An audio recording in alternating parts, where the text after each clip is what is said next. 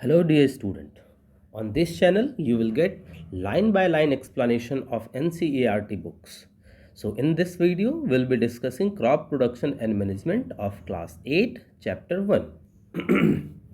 So Paheli and Bujo went to their uncle's house during the summer vacation.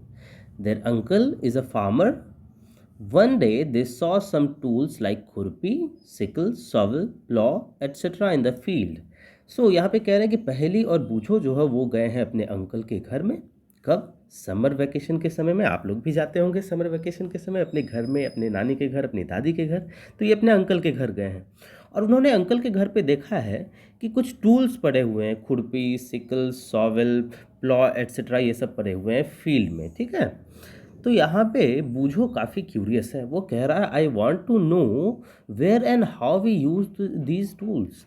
ये जो tools वगैरह है, खुरपी, सिकल, सॉवल, इसका यूज़ कहाँ और कब करते हैं, बहुत क्यूरियस है जानने के लिए वो। You have learn that all living organism require food. Plants can make their food themselves.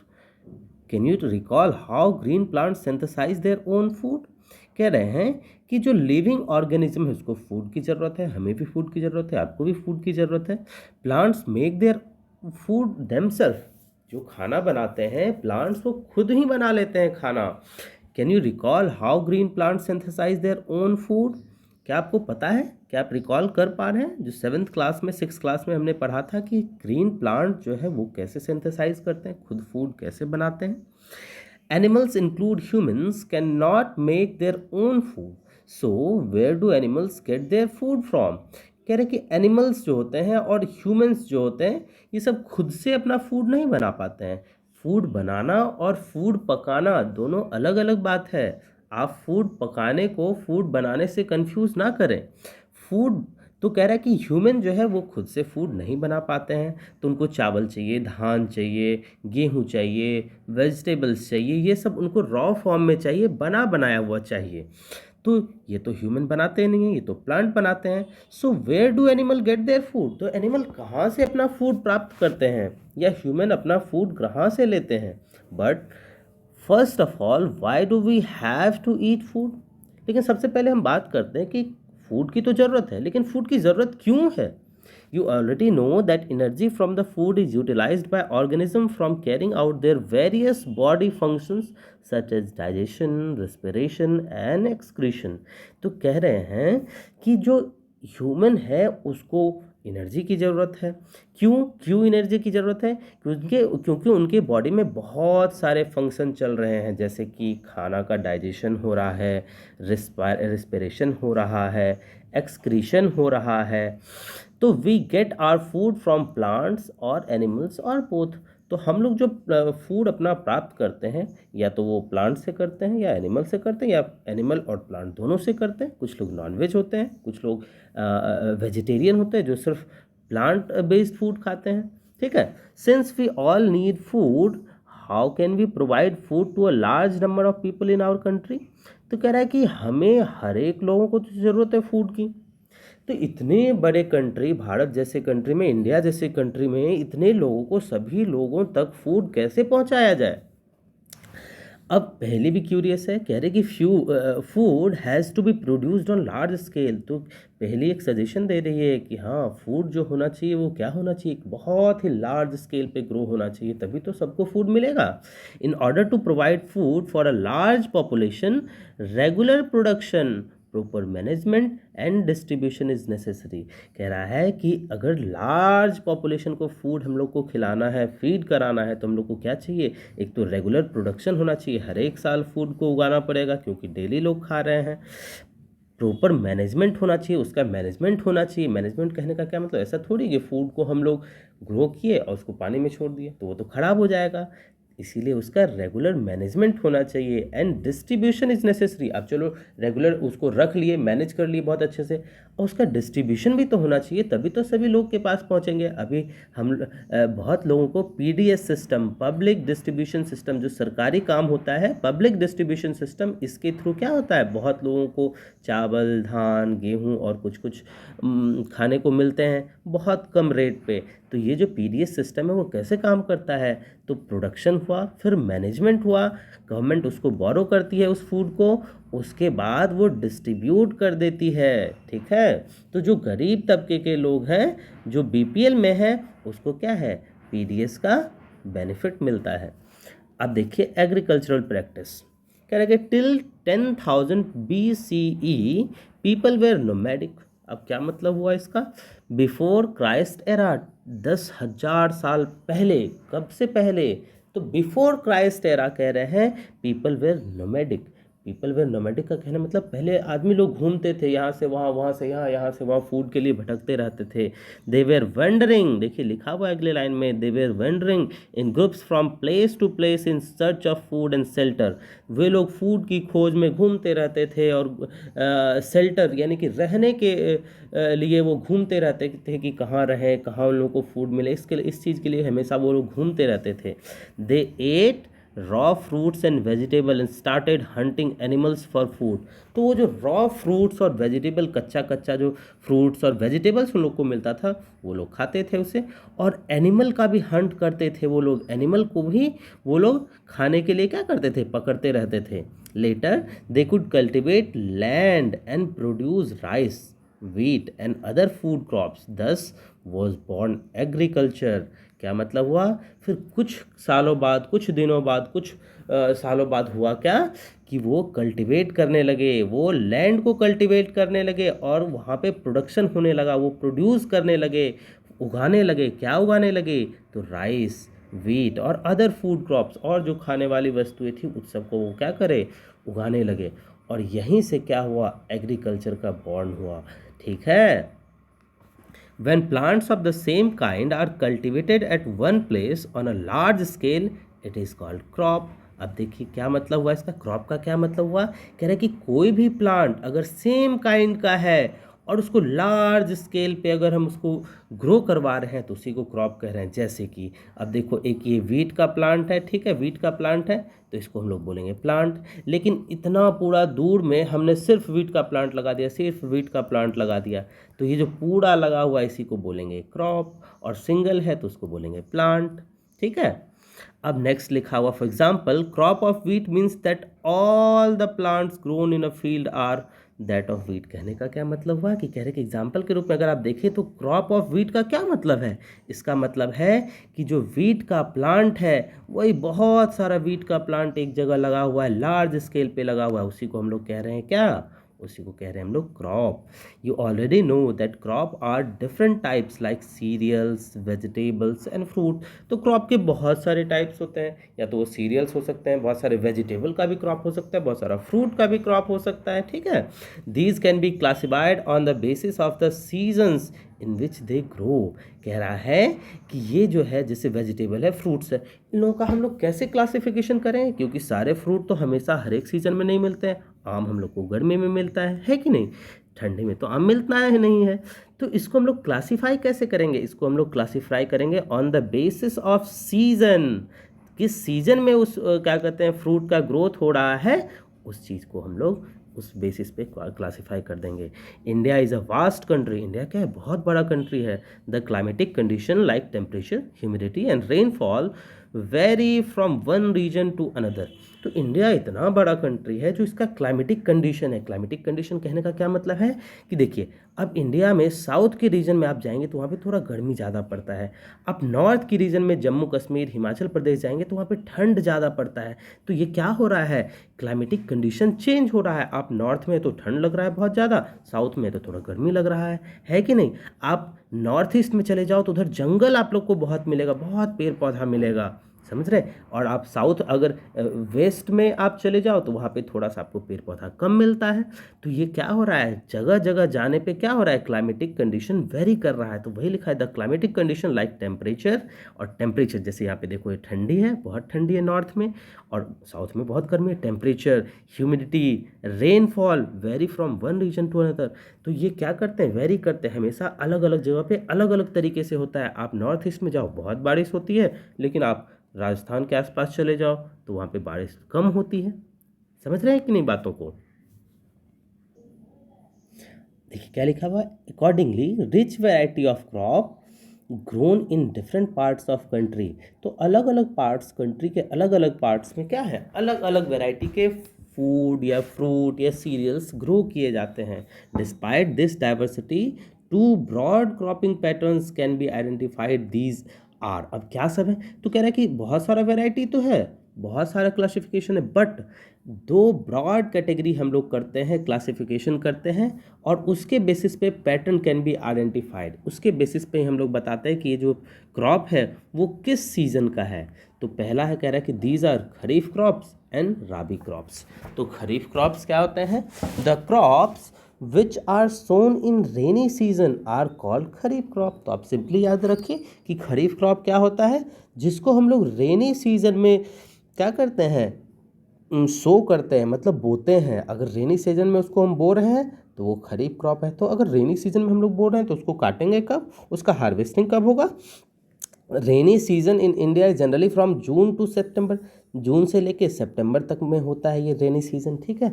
और इसका हार्वेस्टिंग कब होगा, तो नवंबर दिसंबर के आसपास में होगा, ठीक है। और इसका एग्जांपल देखिए क्या है, पैडी है, पैडी मीन्स धान, मेज है, सोयाबीन है, ग्राउंड नट है, ग्राउंड नट मतलब मूंगफली, and cotton are kharif crops. तो ये सब एग्जांपल हैं खरीफ क्रॉप के। ये क्या होते हैं, ये रेनी सीजन में ही बोए जाते हैं, इसको ठंड में नहीं बोते हैं हम लोग। तो राबी क्रॉप्स देखते हैं नेक्स्ट में क्या है, the crops grown in the winter season like October to March. हम लोग विंटर सीजन क्या होता है, अक्टूबर से मार्च के बीच तक में होता है। तो इसी सीजन में बोया जाता है, और इस सीजन में जिस क्रॉप को बोया जाता है उसे कहते हैं rabi crop, are called rabi crops लिखा हुआ है। Examples of rabi crops are wheat, gram, pea, mustard and linseed. तो ये सारे जो हैं एग्जाम्पल हैं किसके, राबी क्रॉप्स के। Besides these pulses and vegetables are sown during summer at many places. बहुत जगह पे क्या होता है कि वेजिटेबल्स हो गए, आपको पल्सेस हो गए, दाल वगैरह हो गए, वो समर के समय में बो दिए जाते हैं, ठीक है। अब आगे देखते हैं क्या लिखा हुआ है, basic practices of crop production. तो क्या सब क्रॉप प्रोडक्शन के लिए क्या सब प्रैक्टिस किया जाता है। तो यहाँ पे बहुत ज़्यादा क्यूरियस है, फिर से एक बार पूछो। वो कह रहा है कि why paddy can not be grown in the winter season. Paddy जो है, जो धान है, वो क्यों नहीं ग्रो किया जा सकता है विंटर सीजन में। इसलिए नहीं किया जा सकता है क्योंकि विंटर सीजन में बारिश नहीं होती है, और बारिश नहीं होती है तो पानी बहुत कम होता है। लेकिन पैडी जो है, धान जो है, ये वाटर इंटेंसिव क्रॉप है, वाटर इंटेंसिव क्रॉप है। इसका मतलब क्या हुआ, वाटर इंटेंसिव क्रॉप का मतलब हुआ कि इसमें पानी की बहुत ज़्यादा ज़रूरत होती है, बहुत ज़्यादा।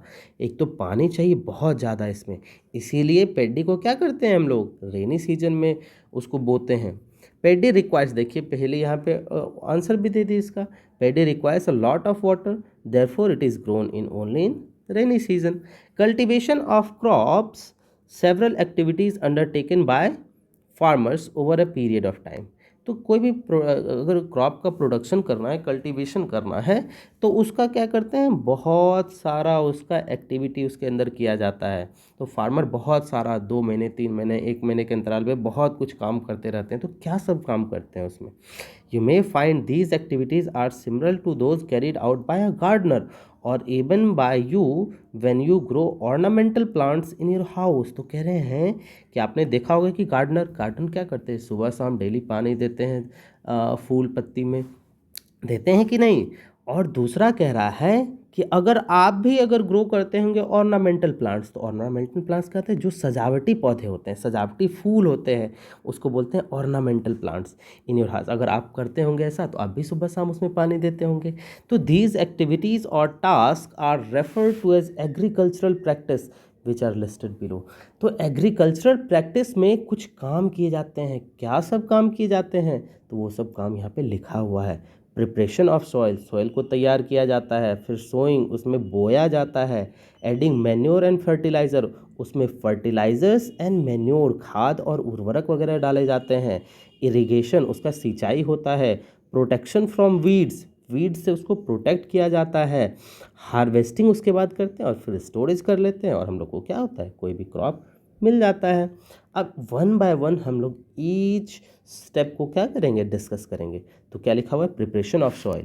तो प्रिपरेशन ऑफ सॉइल देखते हैं हम लोग क्या है, the preparation of soil is the first step before growing a crop. सबसे पहला स्टेप है क्या, किसी भी अगर प्लांट को ग्रो कराना है, किसी भी क्रॉप का अगर ग्रो कराना है, तो पहला स्टेप क्या होगा? पहला स्टेप होगा कि सॉइल को प्रिपरेशन करना होगा, सॉइल का प्रिपरेशन करना होगा।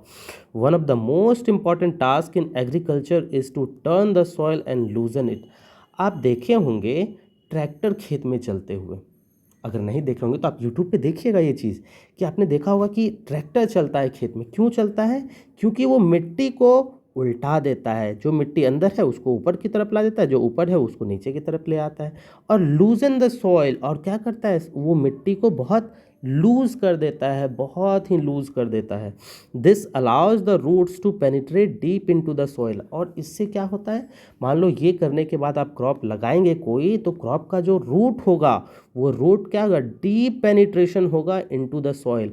तो सॉइल में क्या होगा? वो बहुत दूर तक, डीप तक जाएगा वो, ठीक है। नहीं तो अगर मिट्टी बहुत कड़ा रहेगा तो वो डीप पेनिट्रेशन हो नहीं पाएगा, और जब रूट का डीप पेनिट्रेशन होगा नहीं तो हवा, आंधी, पानी आएगा तो ये उखड़ जाएगा प्लांट। समझ रहे हैं कि नहीं बात को? The loose soil allows the root to breathe easily. देखिए लिखा हुआ है, even when they go deep into the soil. बहुत ज़्यादा डीप चले गए हैं, उसका क्या हो गया? रूट चारों बगल पकड़ लिया है मिट्टी में, और मिट्टी क्या है? लूज़ है। तो लूज़ अगर मिट्टी है तो ये जो क्या लिखा हुआ है कि ब्रीद ईजिली, वो ब्रीद करते हैं ईजिली। कहने का मतलब जो एयर से नाइट्रोजन वगैरह मिलता है या एयर वगैरह मिलता है तो वो क्या करते हैं? आसानी से रूट तक पहुंच जाता है। और मान लीजिए बहुत टाइट रहेगा तो अच्छे से जा नहीं पाएगा, ब्रीद नहीं कर पाएगा रूट। तो वही लिखा है कि डीप ब्रीद होना चाहिए। ब्रीद के लिए क्या करते हैं हम लोग? एक तो ब्रीदिंग के लिए लूज कर देते हैं हम सॉइल को, ठीक है। Why does the loosening of soil allow the root to breathe easily? कह रहा है कि अगर हम लूज कर देते हैं, सॉइल को लूज कर देते हैं, तो ये प्लांट को जो है, क्या रूट को जो है आराम से ब्रीद क्यों करने देता है? आगे आंसर लिखा हुआ है, देखिए क्या। The लूजन soil helps in growth of earthworm and microbes present in soil. जो सॉइल में क्या प्रेजेंट हैं? माइक्रोब्स प्रेजेंट है, छोटे छोटे छोटे छोटे माइक्रोब्स प्रेजेंट है, अर्थवॉर्म्स प्रेजेंट हैं। ये क्या करते हैं? ये ग्रोथ में, प्लांट के ग्रोथ में हेल्प करते हैं। These organisms are friend of the farmers since they further turn and loosen the soil and add humus to it. But why the soil needs to be turned and loosened? कह रहा है कि ये जो होते हैं, ये अर्थवॉर्म और ये माइक्रोब्स, ये फ्रेंड होते हैं। किसके फ्रेंड होते हैं? तो फार्मर के फ्रेंड होते हैं, ठीक है। But why the soil needs to be turned and loosen? और कह रहे हैं कि क्यों हम लोग को ज़रूरत है मिट्टी को ढीला करना, लूज करना और उसको उल्टा देना, बार बार उल्टा देना? क्योंकि हम लोग मिट्टी को या तो कुदाली से कोड़ देते हैं या हम लोग ट्रैक्टर से करवाते हैं, ठीक है। You have learned in the previous classes that soil contains minerals, waters, air, and some living organism. In addition, dead plants and animals get decomposed by soil organism. In this way, various nutrients in the dead organism are released back into the soil. These nutrients are again absorbed by plant. तो ये इसका ज़रूरत इसलिए होता है क्योंकि जो जो छोटे छोटे डेड और डिकेइंग प्लांट्स, एनिमल्स वगैरह होते हैं वो डिकम्पोज हो जाते हैं मिट्टी में जाके, और जब हम उसको उल्टा देते हैं तो वो सब क्या होते हैं? वो फिर थोड़ा ऊपर आ जाते हैं, मिनरल्स वगैरह जो होते हैं वो ऊपर आ जाते हैं, और फिर जब ऊपर आ जाते हैं तो वो जो रूट रहता है उसको एब्जॉर्ब कर लेता है उसके सारे मिनरल्स को, और जब एब्जॉर्ब कर लेगा मिनरल्स कंटेंट को तो प्लांट क्या हो जाएगा? काफ़ी हेल्दी होगा प्लांट, ठीक है। इसीलिए ये ज़रूरत है हम लोगों को करने का।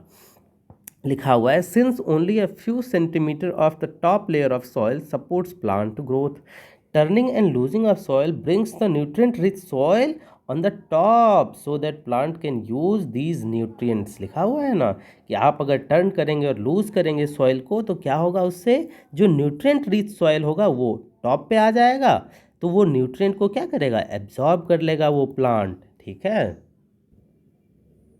Thus, turning and losing of soil is very important for cultivation of crop. किसी भी क्रॉप को कल्टिवेट करने के लिए, ग्रो करने के लिए इसीलिए बहुत ज़्यादा ज़रूरी है कि हम सॉइल को लूज़ करें और उसको टर्न करें, ठीक है। The process of loosening and turning of soil is called tilling और प्लोइंग। तो इस प्रोसेस को हम लोग क्या कहते हैं? टर्निंग, और जो लूजनिंग, सॉइल को लूज़ करते हैं, इस प्रोसेस को क्या कहते हैं? इसको टिलिंग कहते हैं या प्लोइंग कहते हैं। ये क्वेश्चन आ सकता है आपके एग्जाम में, आप याद रखें इसे। This is done by using a plough. ये क्यों, ये कैसे किया जाता है? तो प्लॉ के द्वारा किया जाता है। ये देखिए यहाँ पे हो रहा है ना, और प्लॉ, ये देखिए इसी को बोलते हैं प्लॉ, ठीक है। Plough are made of wood और आयरन। तो ये वुड का बना होता है या आयरन का बना होता है, लोहा का बना होता है। If the soil is very dry it may need watering before ploughing. अगर मान लीजिए मिट्टी क्या है, बहुत ज़्यादा सूखा हुआ है, बहुत सूखा हुआ है, वेरी ड्राई है, तो क्या होना चाहिए, तो आपको सबसे पहले पानी थोड़ा देना पड़ेगा मिट्टी पे, उसके बाद ही आप प्लॉ कर पाएंगे अच्छे से, नहीं तो अच्छे से प्लॉ नहीं होगा। द प्लॉड फील्ड में है big clumps of soil called crumbs. तो बड़े बड़े मिट्टी के जो ढेले होते हैं, ढेला जो होता है, उसी को हम लोग बोल रहे हैं क्या, crumbs. It is necessary to break these crumbs. तो उसको क्या बहुत ज़रूरी है कि उसको हम लोग तोड़ दें, तो इसीलिए तोड़ भी दिया जाता है उसको। It is necessary to break this crumbs. Levelling the field is beneficial for sowing as well as for irrigation. और क्या करते हैं, जहाँ मिट्टी बहुत ऊपर नीचे ऊपर खाबर होता है, तो उसको क्या करते हैं हम लोग, लेवल कर देते हैं, एक लेवल में हम लोग ला देते हैं, ठीक है। और लेवल क्यों बेनिफिशियल है, बहुत ज़्यादा बेनिफिशियल है, किसके लिए, अगर हम बीज बोएंगे तो एक सीध में वो बीज बोआ चला जाएगा। और इरिगेशन के लिए अगर हम पानी इसमें डालेंगे तो पानी ऐसा ना हो कि यहाँ पे अगर गड्ढा है तो यहाँ पे पानी रुक जाए, यहाँ पे ऊंचा है तो यहाँ पानी पहुँचे नहीं। इसीलिए अगर लेवल कर देंगे तो पानी हर एक जगह सेम अमाउंट में पहुँचेगा, इसीलिए बहुत ज़रूरी है, ठीक है। Levelling of soil is done with the help of leveller. तो लेवलर से, लेवल करने वाला जो उपकरण होता है उससे हम लोग लेवलिंग कर सकते हैं। Sometimes manure is added to the soil before tilling. तो ये टिलिंग करने से पहले, कहने का मतलब टिलिंग क्या है, मिट्टी को लूज़ करने से पहले या मिट्टी को पलटाने से पहले हम लोग क्या करते हैं, उसमें कुछ मैन्योर वगैरह ऐड कर देते हैं। अगर मैन्योर की कमी है तो हम लोग मैन्योर ऐड कर देते हैं। This helps in proper mixing of manure with soil. तो ये क्या होता है कि पहले अगर हम डाल दिए उसमें मैन्योर, उसके बाद टिलिंग कर रहे हैं, तो मैन्योर काफ़ी अच्छे तरीके से मिक्स हो जाता है सॉइल में, ठीक है। The soil is moisten before sowing. और सॉइल को सबसे क्या करना चाहिए, अगर आप सो कर रहे हैं, आप बीज बो रहे हैं, तो थोड़ा सा उसमें हल्का नमी होना चाहिए, हल्का पानी होना चाहिए, ठीक है। सो नेक्स्ट वीडियो में हम लोग आगे प्रोसीड करेंगे।